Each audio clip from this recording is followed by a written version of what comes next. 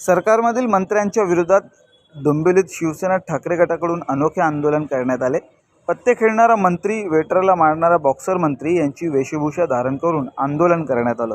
शिवसेना ठाकरे गटाचे जिल्हाप्रमुख दीपेश म्हात्रे यांच्या नेतृत्वात कार्यकर्त्यांनी भ्रष्ट मंत्र्यांचे करायचे काय, खाली डोके वरती पाय अशी घोषणा देत महायुती सरकारमधील वादग्रस्त मंत्र्यांना डिवचण्याचा प्रयत्न केला।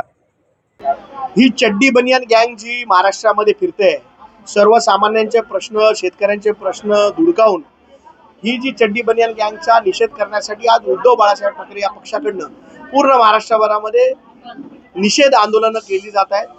आणि त्याच पार्श्वभूमीवर आज डोंबिवलीमध्ये या सर्व चड्डी बनियान गँगच्या विरोधात मोठ्या प्रमाणात आज तीव्र आंदोलन करण्यात आलं। मोठ्या प्रमाणात या आंदोलनासाठी शिवसैनिक उपस्थित होते। हे आंदोलन तर एक ट्रेलर आहे, पण येत्या काळामध्ये हे जर मंत्री सुधारले नाही आणि यांचे राजीनामे सरकारने घेतले नाही तर याच्यापेक्षा तीव्र आंदोलन जिल्हा अधिकाऱ्यांच्या कार्यालयावर होईल, असा इशारा मी सर्व पदाधिकाऱ्यांच्या वतीने देतो।